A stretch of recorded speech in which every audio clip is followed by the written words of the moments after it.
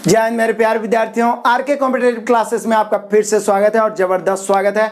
आज मैं फिर से लेकर आ गया हूं एक नया चीज और वो है रीजनिंग का सेट प्रैक्टिस। जिस प्रकार से मैथ का सेट प्रैक्टिस स्टार्ट हो चुका है उसी प्रकार से रीजनिंग का भी सेट प्रैक्टिस स्टार्ट कर दिया हूं, 30 रीजनिंग का।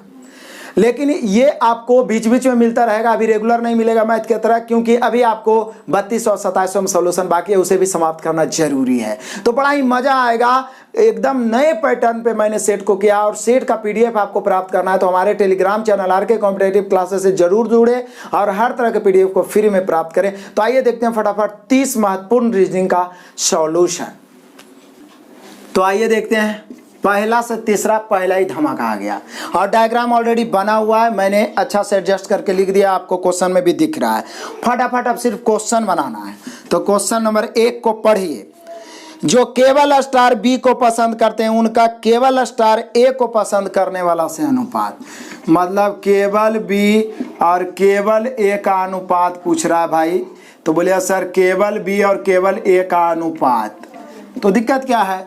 केवल बी, तो केवल बी मतलब जो ई वाला वर्ग में होना चाहिए, तो 80 या 10 कितना हो गया? 90।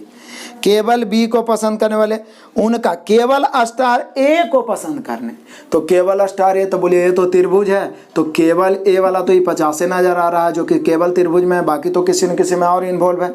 तो यहाँ पर दे देंगे 50, काट दिए, 9:5 लिखिए या इसी को 9/5 लिख सकते हैं। 9/5 दर्शा रहा है आपका ऑप्शन नंबर सी। तो ये हुआ आपका क्वेश्चन नंबर 1। अब आइए क्वेश्चन नंबर 2 को भी यहीं पे क्लियर कर लेते हैं। जो लोग सभी तीनों स्टार को पसंद करते हैं और जो लोग सितारे बी और सी को पसंद करते हैं उनका उसमें अंतर।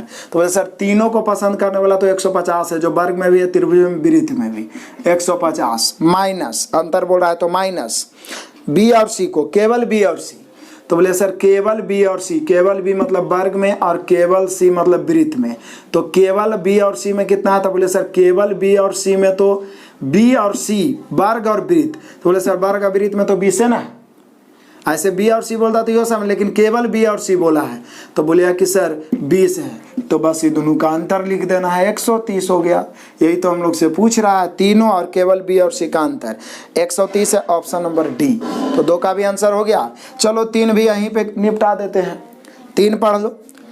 कहता जो दोनों स्टार ए और बी को पसंद करते हैं उनका केवल सी को पसंद करने वाले, तो बोले सर दोनों स्टार ए और बी, तो बी है वर्ग और ए है त्रिभुज। तो देखिए तो वर्ग और त्रिभुज में कितना है? तो बोले सर 30 भी 150 भी है। ये नहीं बोल रहा है कि केवल ए और बी, सीधे बोल रहा है ए और बी। तो यहाँ देखिए 30 में 150 भी तो ए बी को पसंद कर रहा है, उसी को भी भले पसंद कर रहा है लेकिन ए और बी को पसंद कर रहा है। तो 150 और 30 कितना हो गया? 180 है जो ए और बी को पसंद करता है। इसका अनुपात निकालना है किससे? तब बोल रहा है कि केवल सी से, तो केवल सी, तो बोलिए सर सी वाला है कौन? तो सी वाला ये है वृत्त। तो बोले सर केवल सी वाला तो 100 ना है, तो काट दीजिए, 1 0 से 1 0, 18/10 आ जाएगा। यानी हम लोग का तीसरा का आंसर हो गया 18/10। काटे तो 9/5 भी हो सकता है, लेकिन हम ऑप्शन 18/10 से दिया है, आप ऑप्शन मिला सकते हैं ऑप्शन नंबर सी। तो बस फिगर समझ लिए, आराम से 3 क्वेश्चन क्लियर हो गया। हर तरह के क्वेश्चन से रूबरू करवाएंगे, बस आप वीडियो को मजे से अंत तक देखिए। प्रॉब्लम हो तो आप कमेंट जरूर करें और अच्छा लगे तो जम के लाइक कमेंट करिए और शेयर भी करिए, सभी बच्चा तक पहुंचाइए इस लिंक को। क्लियर है? नेक्स्ट क्वेश्चन आइए देखिए क्वेश्चन नंबर 4, और ये आपके लिए ऑफर देता हूं कि कोडिंग डिकोडिंग का बड़ा ही सिंपल है। गुवाहाटी को लिखा G7 होता है, F लिख दिया है, U 21 होता है, T लिख दिया है, एक एक घटा दिया है। तो एक एक घटा दिया है, तो आप भी ये जो लिख रहा है चंडीगढ़ का, इसका भी कोड एक एक घटा के आंसर कमेंट कर दीजिएगा। क्लियर है? नेक्स्ट क्वेश्चन आइए देखते हैं क्वेश्चन नंबर 5। एक्चुअल में ये कैलकुलेशन का क्वेश्चन है, आपसे बनना चाहिए लेकिन ऑप्शन से ही छाटना है। मैं आपको बताता हूँ, इसमें कुछ त्रुटि भी है, सुधारना होगा। पहले तो ये जो लिखा है 4 - 13, उसके बाद में है भागा 7, यहाँ पे जो फिर से भागा आ गया है, भागा 6, यहाँ पे +6 देना है, उसके बाद में +6 है, फिर भागा 7 है और उसके बाद में गुना 1 है और बराबर 5। ठीक है, अब कह रहा है नीचे दिए गए समीकरण को सही करने के लिए कौन से संकेत आपस में बदले जाने चाहिए। जैसे पहला ऑप्शन है, पहला ऑप्शन बोल रहा है गुना प्लस, क्या हम गुना प्लस को बदल सकते हैं? मतलब सॉरी यहाँ पे छूट गया क्या, 13/7 फिर +6 और फिर प्लस 6 के बाद भागा 7। ये है मेनली रूप से, मतलब यहाँ पर जो भागा दे दिया है ना उसको सुधार देना है, क्या कर देना है, प्लस कर देना है। क्वेश्चन एक्चुअल में यही होना चाहिए, ठीक है, नहीं तो आंसर नहीं आएगा। अब चलो ऑप्शन से गुना और प्लस, गुना और प्लस के मतलब समझते हैं, जहाँ पे गुना वहाँ पे प्लस, जहाँ पे प्लस वहाँ पे गुना। तो यदि यहाँ पे हम प्लस दे देते हैं और यहाँ पे गुना दे देते हैं, तो गुना यहाँ पे दे देते हैं और यहाँ पे भागा है, तो भागा है तो ऐसे ही 13/7 करेंगे तो दशमलव में आ जाएगा भाई। पहला ऑप्शन अवलाना है 5, तो 13/7 अभाज्य है, वो कभी कट के आ ही नहीं सकता है। दूसरा ऑप्शन माइनस अगुना, माइनस अगुना को यदि हम बदलते हैं, मतलब यहाँ पर गुना कर देंगे, यहाँ पर माइनस, तो यहाँ पे गुना करेंगे 1300 को 52, फिर 52 में 7 से भाग देंगे, ऐसे ही हो गया आपका, मतलब कि नहीं आ पाएगा, दशमलव में आ जाएगा। अब तीसरा ऑप्शन है सी, यही वाला लगता है आंसर होगा, प्लस और माइनस।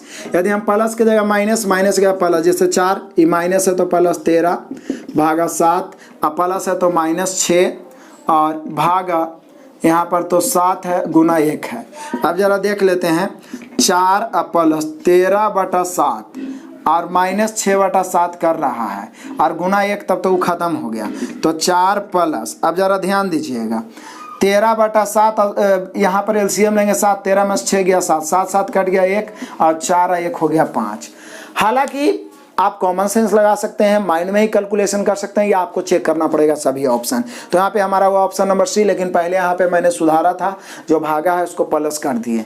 तो जो भी क्वेश्चन है वो त्रुटि वाला सॉर्ट आउट हमसे हो जाएगा, जहाँ से क्वेश्चन हम छाड़ते हैं, तो उसे मैं सुधारने का भी पूरा प्रयास करूंगा। क्लियर है, टेंशन लेने की जरूरत नहीं है। तो यहाँ पे आंसर होगा option number C.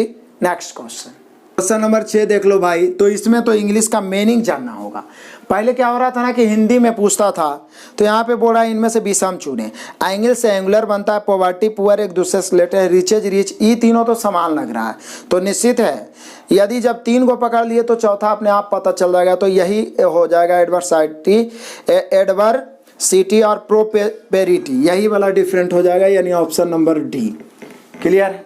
Next question आइए, क्वेश्चन नंबर 7। क्वेश्चन नंबर 7 आपसे बनने लायक है, बस समझ लीजिए। प्रोस्पेरिटी को कुछ लिखा है, P16 होता है R18 2 बढ़ा, R18 R को T लिख दिया है 2 बढ़ा, O15 Q का 17 होता है 2 बढ़ा, फिर P16 फिर 2 18, मतलब 2 2 बढ़ते जा रहा है। तो आप हैंडसम जो लिखा हुआ है ना, वो स्मॉल लेटर में गलती से लिखा हुआ है, टाइपिंग हुआ है, तो कैपिटल लेटर ही होना चाहिए। तो हैंडसम में भी H का 8 होता है तो 10 J हो जाएगा। तो उसी प्रकार से सभी को 2 2 बढ़ा के आंसर कमेंट करिए। नेक्स्ट क्वेश्चन मजेदार क्वेश्चन है 8 से 10, जो बिल्कुल सजाने लायक क्वेश्चन है, बड़ा ही मजेदार है। बस एक बार एडजस्ट करना है, और इस प्रकार से मैं क्वेश्चन का सॉल्यूशन दे चुका हूँ, स्पेशल मास्टर वीडियो भी, वृत्त वाला भी एडजस्ट करना, सीटिंग अरेंजमेंट और कतार वाला भी। तो देखिए, कहता 5 चीजें हल्दी, मिर्च, नमक, चीनी और काली मिर्च 5 बोतलों में एक पंक्ति में रखे हुए हैं। 1 2 3 4 5 बोतल। अब कैसे कैसे रखा हो पता नहीं। बीच में रखी बोतल में ना काली मिर्च है, काली मिर्च क्या बोल रहा है, बीच में रखी बोतल में ना काली मिर्च है और ना ही मिर्च है, मतलब बीच वाला में ना तो काली मिर्च है ना ही मिर्च है, तो इधर 4 स्थान पर कहीं पर होगा, तो इससे तो कुछ पता नहीं चला। अंतिम से पहली वाली बोतल में चीनी हल्दी या मिर्च नहीं है, अंतिम से पहली यहाँ पर चीनी हल्दी या मिर्च नहीं है।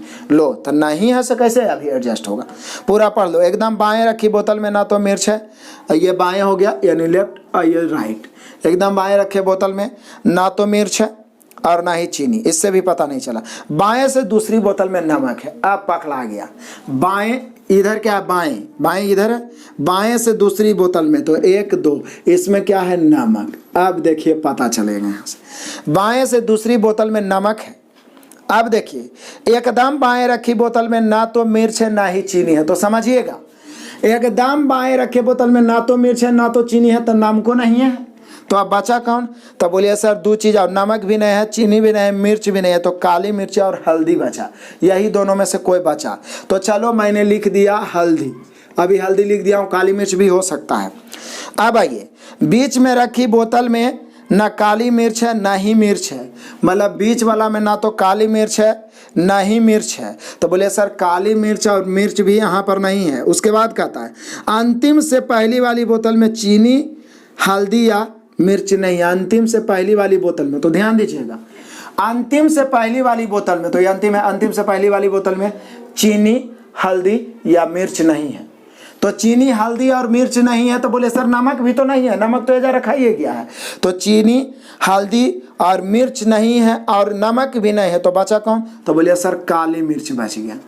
क्या बच गया? काली मिर्च। यानी अब कंफर्म हो गया कि यहाँ पर हल्दी ही होगा, क्योंकि बड़ा एकदम बाएं रखी बोतल में ना तो मिर्च ना ही चीनी है, तो नमक भी नहीं था, तो काली मिर्च हल्दी था, तो हल्दी हो गया। काली मिर्च वहाँ से हो ही गया इधर, क्योंकि बोल रहा है अंतिम से पहली वाली बोतल में चीनी भी नहीं है, हल्दी भी नहीं है या मिर्च भी नहीं है, तो नमक भी नहीं है, तो काली मिर्च बच गया। अब पढ़िए, बीच में रखी बोतल में ना काली मिर्च है ना ही मिर्च है, तो बोले सर काली मिर्च तो यहाँ पर हो ही गया और मिर्च भी नहीं है, तो नमक हल्दी भी नहीं होगा, तो निश्चित है बीच में अब चीनी होगा और मिर्च का अब एक के स्थान बच गया। बस पढ़िए तो कंसंट्रेट होके, जुझारू होके, उसके बाद अपने आप एडजस्ट हो गया। अब फटाफट हम लोग आंसर मार लेते हैं। देख लीजिए, क्वेश्चन नंबर है 8वां। क्या कह रहा है 8वां में? तब बोलिए कि सर जी 8वां में हम लोग से कह रहा है कि पहली बोतल में क्या है। बोले सर पहली बोतल, अब यदि इधर से देखते हैं तो पहली बोतल में हल्दी है, तो हल्दी ऑप्शन नंबर डी। यदि उधर से देखते हैं तो मिर्च है, तो यहाँ पर पहली बोतल में बोल रहा है, तो पहली बोतल में लेफ्ट से देखते हो तो यहीं से शुरू करेंगे, मतलब यहाँ से शुरू कर रहे हैं, तो हल्दी हो गया, यानी हो गया option number D. Question number 9 आइए, चीनी बाएं से। अब चीनी बाएं से कैमा बोतल में है, तो चीनी बाएं से, तो बाएं से देखते हैं 1 2 3, तीसरा बोतल में है, तो बाएं से तीसरी बोतल यानी ऑप्शन नंबर बी। आइए क्वेश्चन नंबर 10, एकदम दाईं तरफ बोतल में कौन है? तो एकदम दाईं तरफ मिर्च है और मिर्च है ऑप्शन नंबर ए। बस एडजस्ट करना था, फटाफट आंसर कमेंट करना था। क्लियर हुआ? नेक्स्ट क्वेश्चन देखते हैं, क्वेश्चन नंबर 11। कथन निष्कर्ष बड़ा ही मजेदार है। कुछ चॉकलेट कड़वे हैं, कुछ मीठे और कुछ का खट्टा स्वाद है। चॉकलेटे के बारे में बोल रहा है। जैसे यदि हम इसको चॉकलेट ले लेना, तो बोल रहा है कुछ चॉकलेट तो कड़वे हैं, कुछ मीठे हैं और कुछ खट्टे भी हैं। ठीक है, चलो ठीक। अब कहता है सभी कड़वे चॉकलेट डार्क होते हैं। अब जितना भी कड़वा चॉकलेट है ना, सब के सब डार्क है। चलो, सभी कड़वे चॉकलेट डार्क होते हैं और कुछ सफ़ेद चॉकलेट मीठे होते हैं। तो ये सफ़ेद चॉकलेट, मतलब कुछ सफ़ेद चॉकलेट जो है क्या है? मीठे होते हैं। कुछ सफ़ेद चॉकलेट जो है क्या है? मीठे हैं। सफ़ेद चॉकलेट का सफ़ेद भाग कुछ मीठा है।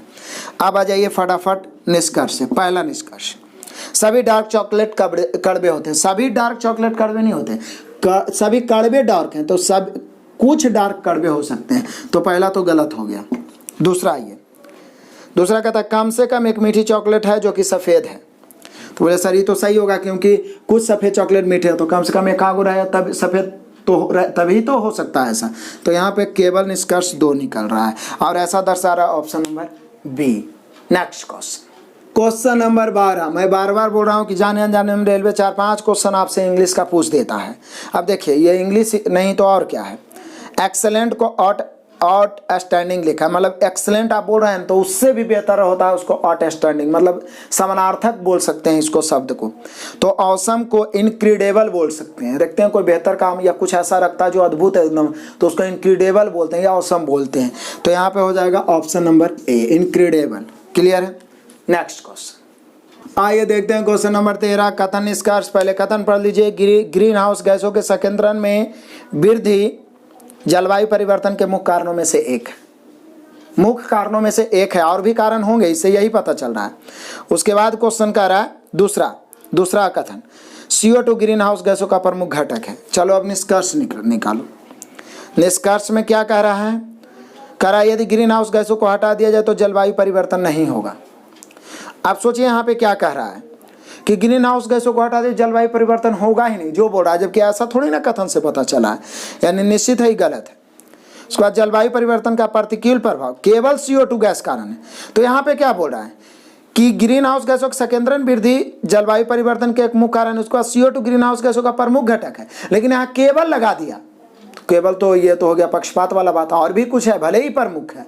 तो यहाँ पर पहला भी गलत हो गया, दूसरा भी गलत, यानी अनुसरण नहीं करता है। ऑप्शन नंबर हो गया D. Next question number 14। Blood relation VVI question मजेदार, पढ़ के भी निकाल सकते हैं आप। F के पिता G की माँ के पति के दामाद है। अब इतना बोल दिया कि दिमागे चक रहा है। F के पिता G की माँ के पति के दामाद, यानी G की माँ के पति यानी G के पिता के दामाद जी के पिता के दामाद, तो जी के पिता के दामाद कौन है? कहता है एफ के पिता जो हैं वो जी की माँ के पति, यानी जी की माँ के पति मतलब जी के पिता के दामाद कौन है?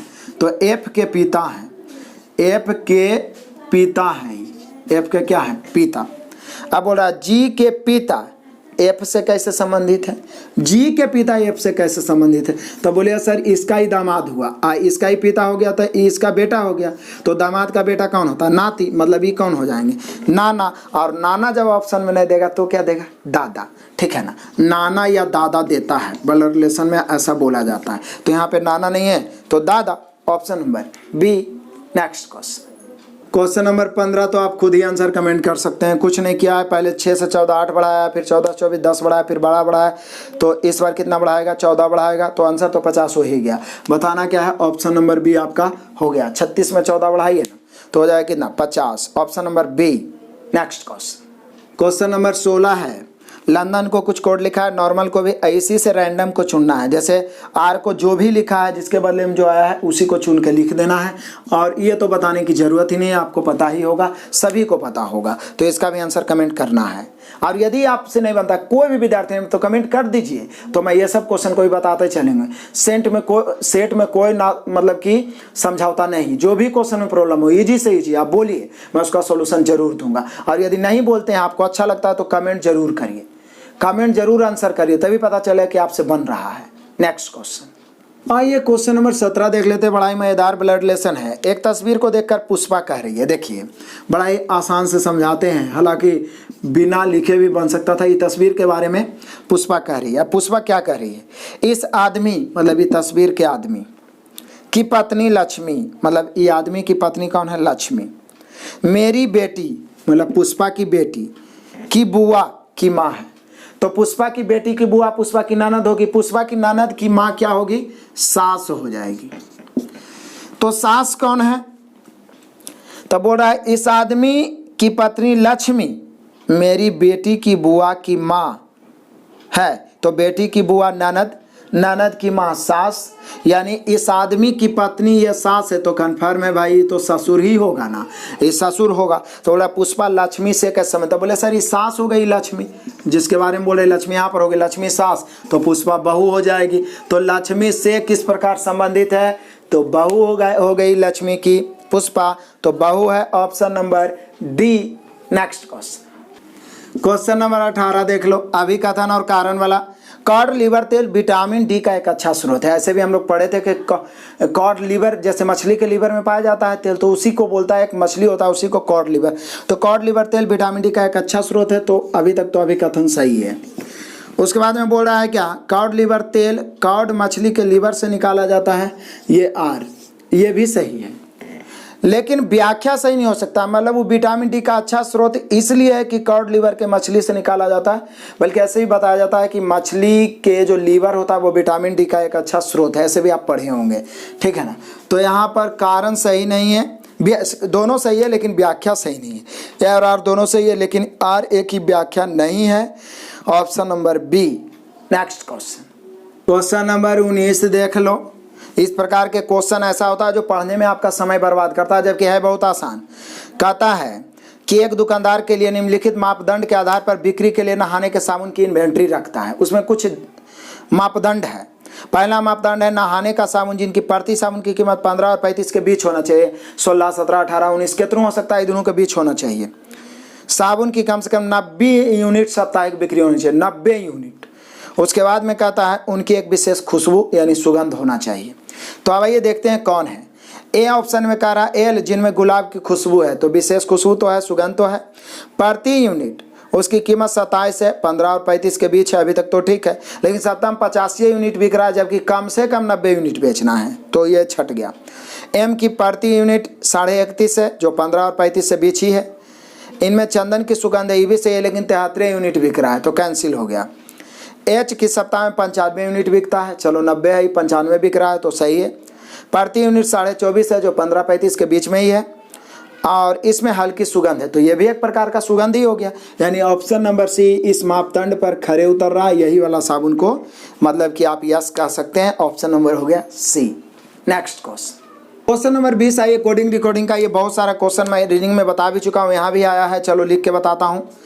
एक विशिष्ट कोड में doctors are ethical, doctors TOR doctors are ethical है, ethical ETHICL, doctors are ethical को क्या लिखा है, तो इसको लिखा है 921। देखिए ये पहला सेट है।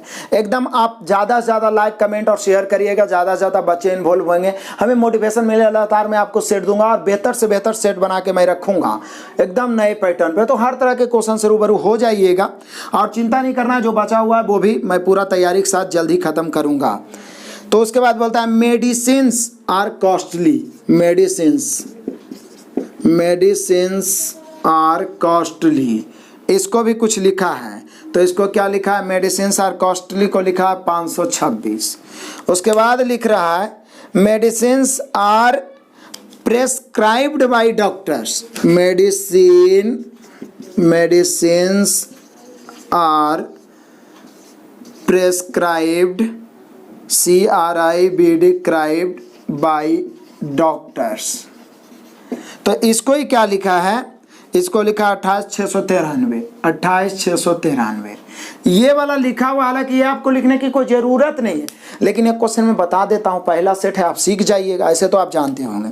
मेडिसिन्स को क्या लिखेगा, तो मेडिसिन्स को क्या लिखना क्या है, ये ढूंढिए मेडिसिन्स है कहाँ, पहला में तो है नहीं, दूसरा मेडिसिन्स है और दूसरा में तीसरा में भी मेडिसिन्स है, तो वैसा कोड जो दूसरा तीसरा में कॉमन हो, क्योंकि मेडिसिन्स दोनों में कॉमन है। तो कौन ऐसा कोड है जो दोनों में है, तो बोलिए कि सर दोनों में यदि देखा जाए 5 तो 5 तो यहाँ नहीं है, 2 तो 2 तो यहाँ, लेकिन 2 यहाँ भी तो है, तो 2 तो नहीं होगा क्योंकि 2 है जो तीनों जगह है, तो मेडिसिन तो तीनों जगह है नहीं, तो बचा कौन 6, तो 6 यहाँ भी है, यहाँ भी है, सिर्फ यही दोनों में है, और मेडिसिन भी है जो सिर्फ इसी दोनों में है, यानी मेडिसिन का जो कोड होगा वो होगा 6।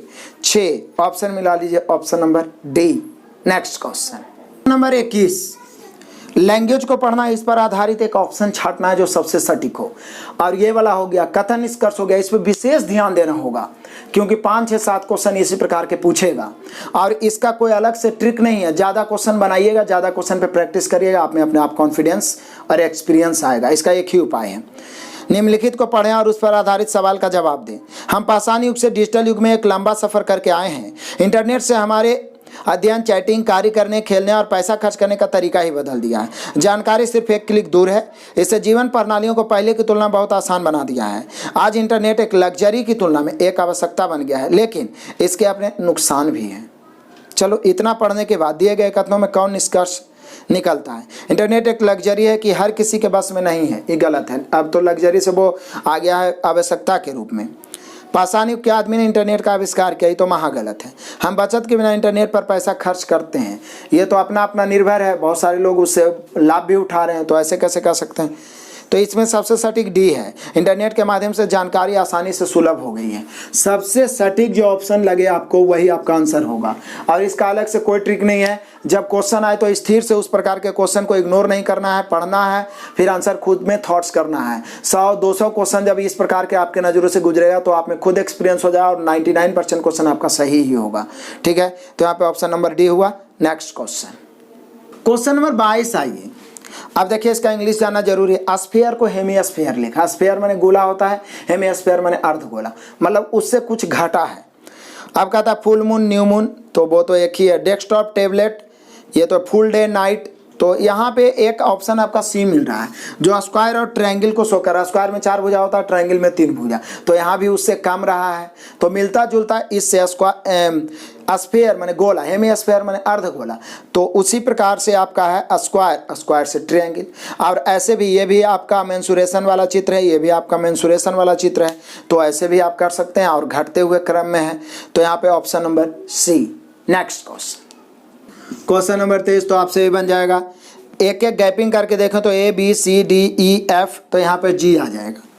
उसके बाद में N O P Q R S, तो यहाँ पर T आ जाएगा। यानी जहाँ पे वाट है वहाँ पे GT होगा, और GT है आपका ऑप्शन नंबर GT हो गया, option number D. Next question number 24 आ जाए। ब्लड रिलेशन का बड़ा इंपॉर्टेंट क्वेश्चन है और देख रहे हैं ब्लड रिलेशन ज़्यादा आ रहा है, इसलिए चलिए मैं लिख के ही बताता। कहता है अनीता की माँ का भाई तो अनीता की माँ का भाई को हम डायरेक्ट अनीता का मामा लिख सकते हैं ना भाई, मामा नहीं लिख सकते हैं, अनीता का मामा। अनीता की माँ का भाई मतलब अनीता का मामा। बीना के पिता का बेटा है, मतलब बीना के दादा का ही बेटा है, बीना के दादा का बेटा है। तो बीना के दादा का बेटा जो ये होगा, ये आदमी अनीता का मामा है, लेकिन बीना के दादा का बेटा तो बीना के पिता हो सकता है या चाचा हो सकता है। अब कहानी पढ़िए। बीना के दादा के 2 बेटा हैं और 1 बेटी, तो हो सकता है इसका पिता बीना का कोई दूसरा होगा, एगो ही बेटा होगा तो 2 बेटा हो गया। इसका बीना के पिता भी इसका कोई बेटा होगा मान लिया जाए, ठीक है ना, या तो यही पिता हो सकते हैं, लेकिन 2 बेटा है और 1 बेटी, ये अनीता हो गया। तो बोल रहा है कि बीना के दादा के 2 बेटा और 1 बेटे, तो अनीता की माँ बीना से कैसे संबंधित है? तो बोले सर बीना के ये चाचा हो गए या पिता, उसकी बहन हो गई अनीता की माँ, क्योंकि अनीता के ही मामा है, तो अनीता की माँ का ही भाई हो गया ना, तो ये बहन हो गया। तो ये बीना के ही जो अनीता के जो मामा है बीना के चाचा हो गए, और चाचा की बहन कौन हो गई? बुआ। यानी हम कह सकते हैं अनीता की जो माँ हो गई बीना की बुआ होगी। तो पूछ क्या रहा बीना से कैसे संबंधित है, तो आंसर बुआ होगा। यदि पूछता अनीता की माँ से बीना कैसे संबंधित, तो आंसर भतीजी होता। तो यहाँ पे आंसर होगा बुआ, ऑप्शन नंबर हो गया सी। क्लियर है? नेक्स्ट क्वेश्चन नंबर 25 आ जाइए, छाटना है इंग्लिश में। लॉइन को रोअर, लॉइन का आवाज जो होता है ना गरजता, उसको इंग्लिश में रोअर कहते हैं। तो ऑल जो आवाज करता है ना उल्लू, उसको हुट कहते हैं, याद रहना चाहिए, तभी आप ऑप्शन नंबर सी आंसर मार सकते हैं। क्लियर? नेक्स्ट क्वेश्चन नंबर 26 में क्या करना है ना, ये आपको बना लेना है। ऑप्शन से क्या करना है, जैसे 84, 12, 5 और 6 है, तो खाली स्थान का एगो 3 गो हो गया। तो पहला ऑप्शन पहले रख के देखना है, गुना माइनस भागा। यदि सेटिस्फाइड हो गया तो ठीक है, नहीं तो अगला ऑप्शन चेक करेंगे, और जिसमें सेटिस्फाइड हो गया वही आपका आंसर होगा। कमेंट जरूर करना है। क्लियर है? नेक्स्ट क्वेश्चन नंबर 27 देख लो, बड़ा ही मजेदार क्वेश्चन। कथन निष्कर्ष, सभी कलम किताबें हैं। तो बोलिए सर ये तो बिल्कुल ये हो गया सैलोरिज्म, जितना भी कलम है सब के सब किताबें हैं। क्वेश्चन कह रहा है सभी किताबें मेज हैं, ये तो और आसान है भाई, सभी किताबें मेज हैं। अब निष्कर्ष आ जाओ। पहला निष्कर्ष पहला क्या सिर्फ ऑप्शन के रूप में दिया, तो कोई के निष्कर्ष नहीं होगा। तो चलिए, सभी मेज कलम है, तो क्या सभी मेज कलम हो सकता है? नहीं हो सकता है, गलत। कुछ मेज कलम है, हाँ ये सही है। मेज ही पूरा है तो मेज का कुछ भाग कलम है, यानी बी है सही। तो बी सही है, तो और तो सही नहीं है होगा, क्योंकि ऑप्शन है तो एक ऑप्शन सही होगा, option number B. Next question number 28 है, और ये आपको आंसर देना है, कुछ करना नहीं, एकदम सिंपल सा, बहुत छोटा कैलकुलेशन है। इतना छोटा कैलकुलेशन है कि हमें बताना भी बेकार है, आप आराम से बना सकते हैं। सिर्फ चिन्ह बदलना है, कैलकुलेट करना है, आंसर कमेंट कर देना है। नेक्स्ट क्वेश्चन आइए देखते हैं क्वेश्चन नंबर 29-30। देखिए इसी में सब प्रकार के क्वेश्चन लगभग मिल ही चुका, डायग्राम भी मिल चुका, सीटिंग अरेंजमेंट भी मिल चुका लाइन वाला। अब आ गया वृत्त वाला सीटिंग अरेंजमेंट, और वृत्ताकार सीटिंग अरेंजमेंट का मास्टर वीडियो बताए हैं, जरूर देखिए मौका मिले तो। प्रिया, मोहित, गिरजा, प्रीति, विजय, अनिल, तो कितना हुआ 3, 3, 6, और रीटा 7 गो हो गया। ये 7 तो इस प्रकार से गोलाकार के पास बैठे हो, तो इस प्रकार से मैं बना देता हूँ। एडजस्ट करना आपको सिखाया है, एक एक पॉइंट लिखा के कॉन्सेप्ट के साथ मास्टर वीडियो में। अब फटाफट इसका हम लोग एडजस्ट करते हैं। रीता जो अविवाहित है, चलो भाई अविवाहित है, अपनी सबसे अच्छी दोस्त गिरिजा के बाईं तरफ दूसरे नंबर पर बैठी हुई है, तो पहले ना हम लोग गिरिजा ही लिख देते हैं, गिरिजा। हम सभी जानते हैं वृत्त में इधर राइट होता है, इधर क्या ऐसे जाएंगे ऐसे, तो लेफ्ट, इधर से राइट। तो बोल क्या रहा है शुरू में ही, रीता जो अविवाहित है अपनी सबसे अच्छी दोस्त गिरिजा के बाईं तरफ दूसरा स्थान, तो गिरिजा हो गया 1, 2, यहाँ पर रीता है और ये अविवाहित है। चलो भाई कोई बात नहीं है, अविवाहित है, लिख दिए। अब आगे पढ़िए, रीता जो अविवाहित है अपनी सबसे अच्छी दोस्त गिरिजा के बाईं तरफ दूसरे नंबर पर बैठी है। अब जो आया गिरजा के लिए, जो नजदीकता नाम के लिए आता, पूरा पॉइंट्स क्लियर किए कॉन्सेप्ट के साथ। फिर से पढ़िए, रीता जो अविवाहित है अपनी सबसे अच्छी दोस्त गिरजा के बाईं तरफ दूसरे नंबर पर बैठी है। जो मतलब गिरजा अपने पति अनिल के बाईं बगल में, तो गिरजा अपने पति अनिल के बाईं है, तो यहाँ पर अनिल को लिख देंगे। इसके पति अनिल है, जो कि जिसके बाएं में जस्ट गिरजा है। अब पढ़िए, प्रिया अपने पति विजय के बाईं तरफ तीसरे नंबर पर, प्रिया जो है अपने पति विजय के बाईं तरफ तीसरे नंबर पर है। मोहित अपनी पति प्रीति और विजय के बीच में है। अब देखिए कैसे लिखें, यहाँ पर अब यहाँ से कुछ पता नहीं चल रहा है। अब यहाँ से आपको पता लगाना होगा इसको एडजस्ट करने के बाद कि बोल रहा है क्या कि प्रिया अपने पति विजय के बाईं तरफ तीसरे स्थान पे है। तो यदि हम विजय को यहाँ पे लिखते हैं तो इसके बाईं तरफ 1 2 3 प्रिया को यहाँ लिखना पड़ेगा। लेकिन अगला ही लाइन में बोलता है मोहित अपनी पत्नी प्रीति और विजय के बीच में। तो बोले सर विजय को यहाँ लिखेंगे तो फिर कैसे लिखेंगे, मोहित बीच में हो रहा है 2 आदमी, तो मोहित यहाँ तो होगा नहीं, मोहित यहाँ या मोहित सिर्फ यहाँ ही हो सकता है क्योंकि इधर 2 ही स्थान खाली है। तो मोहित को यहाँ ही लिखना उचित होगा, क्योंकि यहाँ भी लिखेंगे तो ये दोनों के बीच में मोहित आ जाएगा। यहाँ लिखेंगे तो एक आदमी पहले से, यहाँ भी लिखेंगे तो एक आदमी पहले से, तो मोहित बीच में है। लेकिन किसके किसके, अपनी पत्नी प्रीति और विजय के बीच में। लेकिन अब प्रीति और विजय यहाँ ये दोनों स्थान पे कहाँ लिखे क्या पता है। तो कन्फर्म में प्रीति और विजय तो यही दोनों स्थान पे होगा। तो अब प्रिया के लिए कौन स्थान बचा, तो प्रिया के लिए तो यही स्थान बचा। लेकिन क्वेश्चन क्या कह रहा है, प्रिया अपने पति विजय के बाईं तरफ तीसरे स्थान पर है। तो बोले सर विजय को यहाँ पर लिख दीजिए ना, तो बायां ही साइड होगा, 1 2 3 प्रिया हो जाएगी। तो यहाँ पर विजय होगा तो कन्फर्म में अब प्रीति यहीं पे होगी। अब आराम से एडजस्ट हो गया, सब कुछ एडजस्ट हो गया। मोहित प्रीति और विजय, मोहित के पत्नी प्रीति है और ये विजय के बीच में है मोहित। और देखिए प्रिया है जो विजय से बाएं तीसरे स्थान पर है, बाकी तो पहले एडजस्ट कर चुके थे। फटाफट क्वेश्चन मारते हैं। क्वेश्चन नंबर 29 आइए। 2 क्वेश्चन, 3 क्वेश्चन, 4 क्वेश्चन भी रह सकता है एक एडजस्टमेंट में। निम्नलिखित क्रम में कौन से क्रम में पहला व्यक्ति दूसरे व्यक्ति के बिल्कुल बगल में बैठा नहीं है। पहला व्यक्ति दूसरे व्यक्ति के बिल्कुल दाईं बगल में बैठा नहीं है। तो पहला में है मोहित और विजय। तो बोले सर मोहित और विजय के दाएं में है, यही बोल रहा है नहीं है। अनिल गिरिजा, अनिल भी गिरिजा के दाएं में है। रीता विजय, तो रीता तो विजय के दाएं नहीं है, विजय तो है, तो यही वाला नहीं है, यानी ऑप्शन नंबर सी। अब लास्ट क्वेश्चन है क्वेश्चन नंबर 30। निम्नलिखित में से कौन सा सही है। गिरिजा विजय के बाईं तरफ तीसरे नंबर पर है, गिरिजा विजय के बाईं तरफ तीसरे नहीं दूसरे नंबर पर है। प्रिया रीता के बिल्कुल दाईं बगल में है, प्रिया रीता के बिल्कुल दाईं बगल में है। तो प्रिया रीता के बिल्कुल दाईं, यही तो है। देखिए रीता है, ऐसे चल रहे हैं तो दाईं बगल में बिल्कुल है, यानी ऑप्शन नंबर बी। क्लियर हुआ। तो आपने देखा 30 महत्वपूर्ण क्वेश्चन। यदि अच्छा लगा है तो जम के लाइक और कमेंट करिए, कुछ कमी है तो बताइए और अधिक से अधिक दोस्तों को शेयर करें। जितना ज़्यादा इन्फॉर्मेशन होगा उसी प्रकार से बेस्ट सेट मैं तैयार करूंगा और आप सभी को एग्जाम के पहले अधिकतर सेट मरवा दूंगा, ताकि हर तरह के क्वेश्चन से आप रूबरू हो, आपका रिजल्ट पक्का हो, सिलेक्शन भी हो। वीडियो तक देखने के लिए बहुत बहुत धन्यवाद। Best of luck, God bless you, जय हिंद।